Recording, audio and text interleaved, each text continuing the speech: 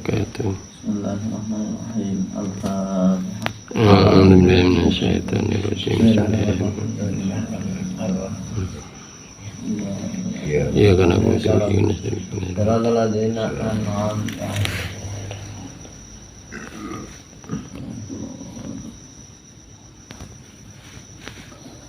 Bismillahirrahmanirrahim. Sekarang kita membahas tentang syarat-syaratnya sholat. Wa syaraitu wujubi sholat salah satu asya al-islam wal bulugh wal aqlu. Wa syaraitu sihhatis sholat qabla dukhul fiha khamsatu asya. Intinya kalau syarat itu dalam sholat dibagi menjadi dua.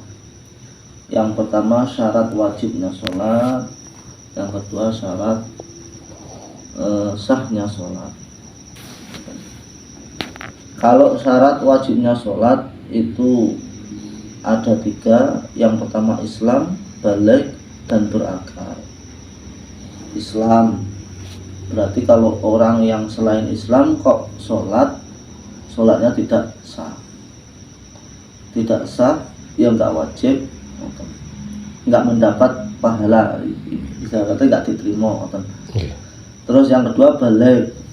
Baligh itu yang sudah mukallaf, berbeda dengan anak kecil yang masih belum pintar. Kalau anak kecil yang masih belum pintar itu belum sah sholatnya. Tapi kalau anak kecil yang sudah pintar atau mumayyiz itu sudah sah sholatnya. Nah, terus bagaimana kalau sholatnya sudah sah? Pahalanya dikirimkan kepada orang tua. Itu makalah Ba'dul ulama seperti itu. Terus yang nomor 3 ngaqlu, yang berakal. Jadi orang yang gila itu tidak wajib sholat dan tidak ada mengqadha sholat. Contoh, kalau dia gila dalam satu minggu itu tidak wajib sholat dan tidak wajib mengqadha sholat kalau gila. Beda kalau tidur itu walaupun toh hilang kesadaran tapi bukan gila, masih cara akalnya masih di situ walaupun toh nggak sadar. Tidur kan nggak sadar, atau mabuk nggak sadar, itu tetap wajib sholat. Dalam arti apa? Kalau tidurnya setengah 4 malam kok bangunnya jam 9, itu berarti wajib sholat, ngodok sholat subuh, zuhur, asar, maghrib. Intinya seperti itu. Jadi kalau akalnya yang hilang, sholatnya nggak wajib dan tidak wajib mengqadha. Tapi kalau kesadarannya saja yang hilang tapi akalnya masih, itu cuman wajib mengqadha. Sholatnya nggak wajib, tidur itu nggak wajib tapi wajib mengqadha. Intinya ngoten. Faslun wa syaraitu sholati qabla dukhuli fiha khamsatun. Kalau syarat sholat sebelum masuk dalam sholat itu ada 5. Yang pertama taharatul a'dha minal hadas wan najis wa sitrul aurah bilibasin tahirin wal wuqufu ala makanin tahirin wal ilmu bidukhulil waqti wa istiqbalul qiblat. Di sini 5 itu secara global. Maksudnya secara global itu pada intinya itu.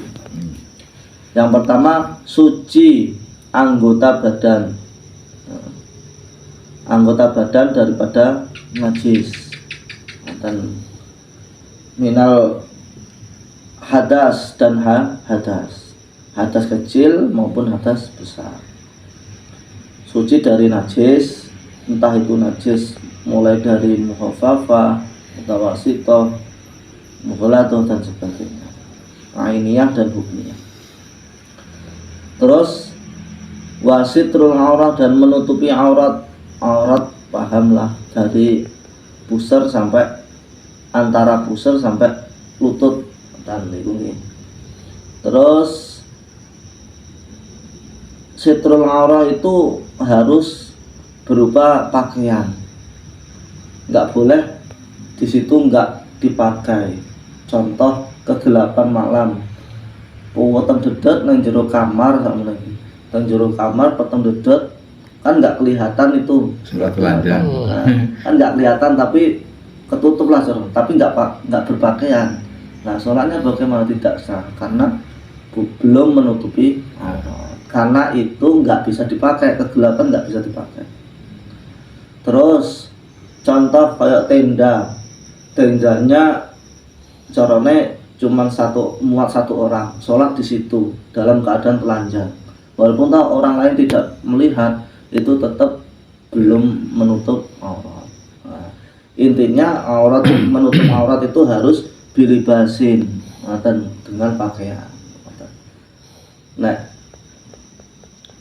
peteng kegelapan atau kamar atau tenda itu belum mencukupi syarat. Wal wuqufu ala makanin tahirin, tempatnya harus juga suci. Kalau ada najis, penting enggak tempat untuk bersujud dan berdiri, hukumnya sah tapi makruh. Karena pas jalan sujud kok di sampingnya ada najis, itu hukumnya sah sholatnya tapi makruh. Kenapa kok makruh? Mengganggu kekhusyuan. Mengganggu kekhusyuan.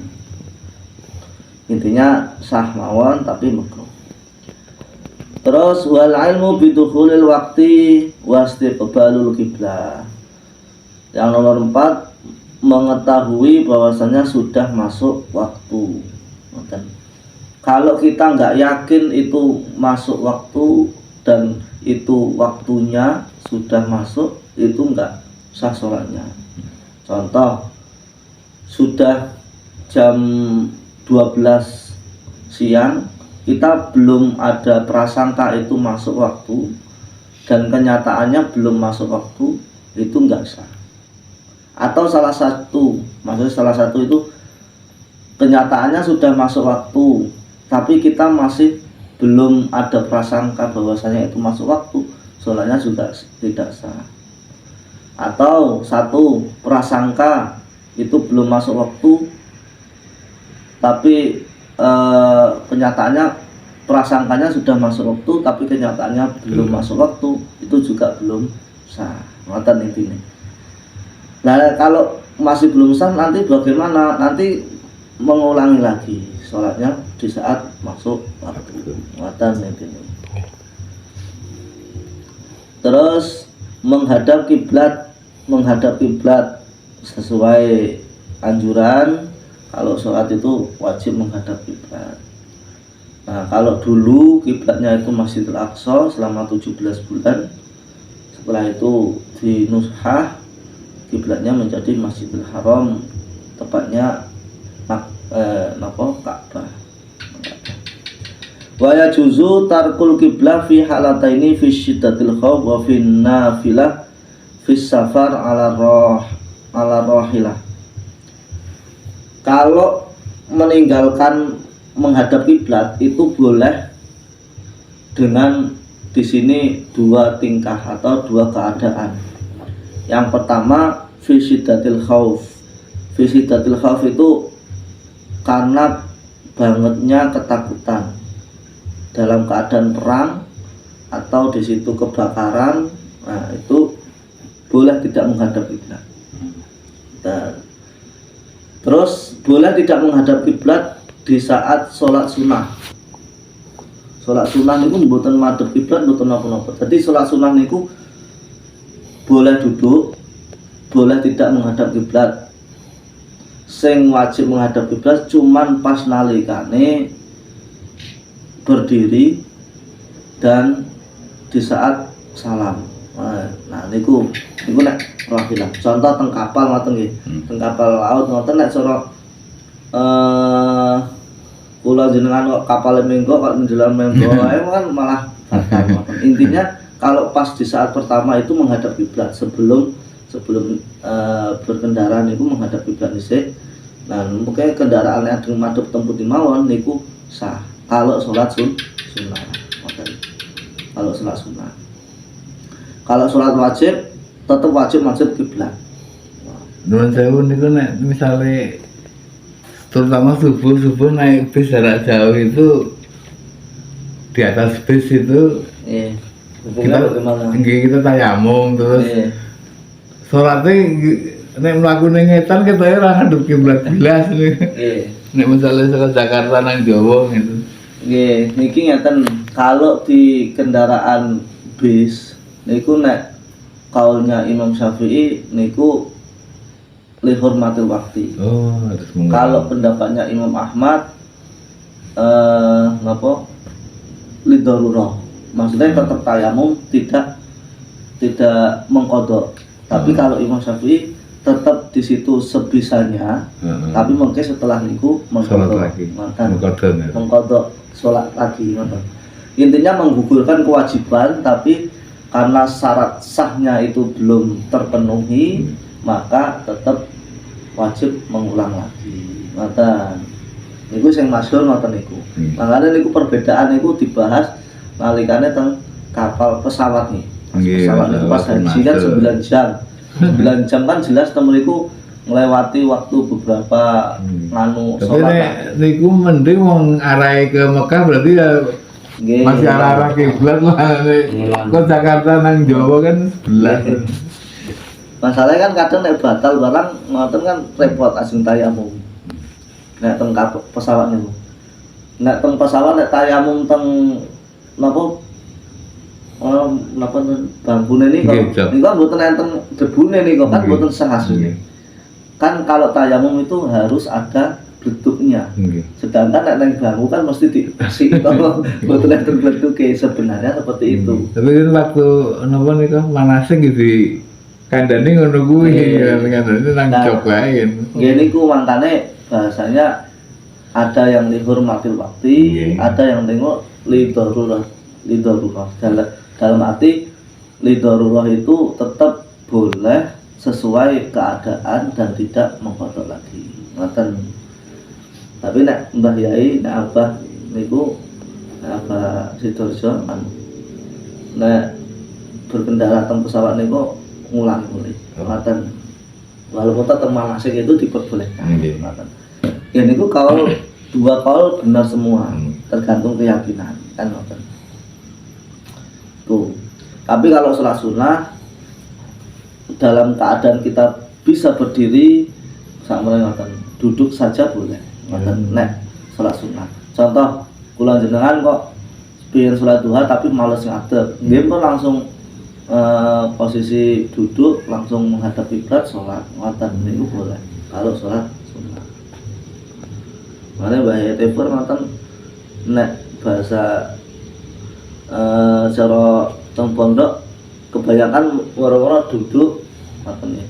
Duduk langsung takbir, maos Quran. Jadi maos Qurane teng ajenge diwaos, kuatah mungkin nek kesel baru ditutup ruku. Ngoten bahaya telepon. Tapi niku sae lho. Aku nggih ngertos iki nek salat sunah teng karo jagong. Masalahnya nuwun sewu nek pas teng kapal apa teng budi ke perjalanan kok arep dua isin hasilnya. Mbok diloke wah sok-sokan apa piye ngoten.